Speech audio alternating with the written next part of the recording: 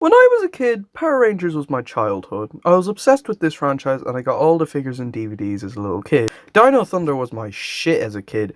Yeah, you got Ninja Storm, SBD, Jungle Fury and all that, but Dino Thunder was the first Power Rangers I ever saw, and it was just my obsession as a kid. I grew out of the franchise in 2013. I was just becoming more interested in other properties, and Power Rangers just didn't hook me up as much anymore. In fact, in my childhood, I was more obsessed with the Power Rangers series than I was with the How to Train Your Dragon and Kung Fu Panda franchise, and even animation in general. So recently, I asked my friends if they remembered the Power Rangers series, and we all went crazy because of how big of an impact it had in our childhood. So recently, I rewatched my favourite childhood show, Power Rangers Dino Thunder. And does it still hold up? Is it still as outstanding as I remember it being? Well, we can only find out. Power Rangers Dino Thunder tells the story of three teenagers known as Connor, Kira, and Ethan, who one day discovered the Dino Gems and meet an old Power Ranger named Tommy Oliver, who trains them and they become the Power Rangers, and they must stop the evil Mesogog. There's also a storyline where Trent finds the evil white Dino Gem, but it's way too powerful for him to control, and he must learn to control it so he can be, well, the white Dino Ranger. Yeah, the story is simple, just like every other Power Rangers series out there, but the execution I think is really good. It's got a lot of excitement, fun, and hilarious comedy. It also has some good amount of drama and tension, and the action sequences are fantastic. There was one episode that just creeped me to shit as a kid, where Kira's being mind controlled by an old fossil bone that Anton Mercer and Tommy Oliver discovered years ago. Just seeing Kira under the control is horrifying, and it just creeps me out. Even to this day, it just makes me feel uncomfortable. It's just horrifying to look at. The storytelling with the copied evil White Ranger is done very well and can get kind of dark with the execution. I love the storytelling of our heroes, seeing them deal with their own personal lives and being a Power Ranger. It reminds me a lot of the Tom Holland Spider-Man series.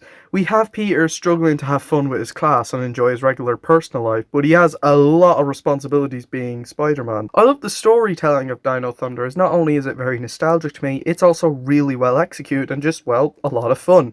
Kids are going to love this because, well, it is a lot of fun. It really is a build-up to this one big conclusion, and all that build-up pays off in a very satisfying conclusion and a very strong ending. The effects are a mixed bag. Some of the effects still hold up, like the morph-up sequences are pretty epic, and the Megazord sequences are well animated and pretty nice to look at. However, as cool as the Megazord fights can get, you can tell it's filmed with toys on stop motion buildings, and some of the CGI is just laughable, especially the CGI dinosaur that chases Tommy in the first episode. I mean, that, my friends, is just hilarious. It's a mixed bag for a show released in 2004, the same year as Spider-Man 2, even though some effects are just incredibly dated and they're just laughable. A lot of them still hold up for 16 years old and can be nice to look at. The characters in this series are great. Connor, the main character, starts off being an unlikable, sexist jerk who has some amazing character development of becoming more likable, and a good chunk of that is done in the episode Passionate Connor, and he's my favourite Ranger of all time, and he's just, well, awesome. His suit is incredible, from his Red Ranger suit Triassic in the Battleize mode. He's a great character, and he has that Peter Parker kind of character where in episode 3 he wants to focus on football training but can't because of the responsibilities he's now taken. Kira, the Yellow Ranger, is great. Her singing's pretty good and she has a good character. I like her suit and I enjoyed her character in the series. I don't have a lot to say about her, but I like her. Ethan, being the show's comic relief, is really good. I like how they actually make him serious, but also be funny in a lot of the episodes. He does enter the generic cliche of having a bully, however the execution I really like, and he brings a lot of laughs to the table. I mean, she's not just gonna fall out of the sky and land right in front of us. Huh? He's just very funny to watch on screen, and some of his facial expressions are just perfect to make memes off. His suit is really cool, so is his hovercraft cycle. Tommy Oliver, the mentor character of this series, is also great. He's a cool mentor who later joins the team and has an interesting connection to Anton Mercer. Him being morphed up for more than 5 episodes though is a little repetitive and can make you think there won't be any resolutions. Sure, it's ballsy, but he got frozen up by Trent, and I mean, being stuck in the same suit for a lot of episodes can be kind of boring to sit through. Thankfully, they don't rely too much on it, but I feel they should have done it in an earlier episode.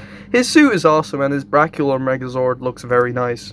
Trent, the White Ranger, who discovers the White Dino Gem in Mesogog's fortress and is under the evil control, this guy has an amazing character arc of being controlled by an evil control and being forced to do things he doesn't want to do against his own free will. His White Ranger suit is badass, and the voice he has when he's under the control is quite evil. Now, let's not judge. Especially since I have the sword. I also love how he has to go against an evil copy version of himself when he finally has the control of the gem and has to fight an evil White Ranger, which is executed awesome and has an amazing fight scene. You fight with honor, Trent Mercer. How can you talk about honor when you don't even have a soul? I don't need a soul. Thanks for reminding me. Cassidy and Devon are the comic reliefs, and they're pretty funny. There's not much for me to say other than seeing them on screen can be fun and entertaining, and the clip with the kid about the White Dino Ranger tape is pretty funny. What's this? Oh, Huh? how cute. You brought all your little friends with you.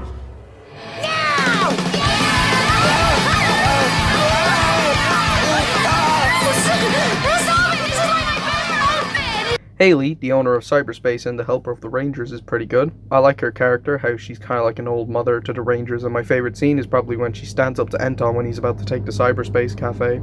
Hang on. You don't own it yet. Now on to the villains. Elsa, the second in command, is an amazing villain, certainly more interesting than Elsa from Frozen, that's for sure, and she can be actually creepy at times, and what she does is just, well, pure evil. However, while I do like the way she's pretending to be Principal Randall, the principal of Reefside, why don't they recognise that it's Elsa from her voice? I mean, they can't tell by the look, but can't you at least tell by the voice? I knew there was something I didn't like about you. I was wondering how long I could pull this off. I have to give you credit. We should have seen it. Well, looks like it's all over, Miss Randall. It's not awful or anything, it's just something I just don't like. What? I just don't get it. Zaltrax, who has some cool armor and is kind of like the brother to Elsa, is really good. He does a lot of evil things too, and he is really intimidating when he's kidnapping Krista, even though he does the cliche nearly letting the girl fall to death. Super stretch! And while I like the Smitty subplot, I feel like, I don't know, I wish there was a bit more backstory to the whole Smitty accident. Then there's Mesogog, who is just incredible. This guy is well designed, really well voiced, and just diabolical. I also love the backstory of how Anton Mercer failed a science project and created Mesogog and is under the control. However, as evil Mesogog is, he is also hilarious to watch, as his voice can be pretty funny when you're at the age of, say, 15 and older, because this guy can be funny. And that will be disastrous. You're beautiful. You're beautiful. Very collectible. While Mesogog is hilarious to make fun of, he's just horrifying at the same time, because I mean, just look at him. He's horrifying. I don't really care for Anton. Well, I mean, he's not horrible, but I just don't have much to say. The soundtrack is awesome, especially the theme song. There's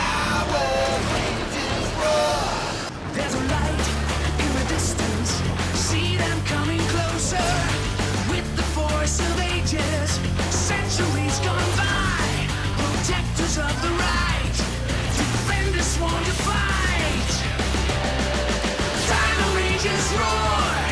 Power Rangers score. Yeah, now that is some nostalgic kick-ass theme song right there.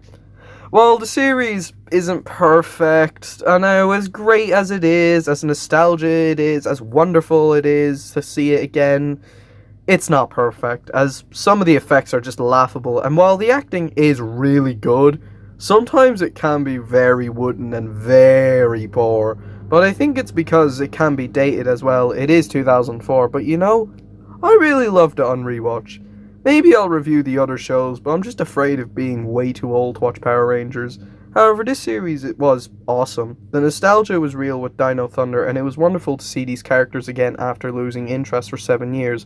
I never thought I'd say this again, but my interest is starting to come back, even though I'm afraid I'm way too old for it. I refuse to watch the new ones. They just look garbage. I mean, the Beast Morpher suit looked terrible.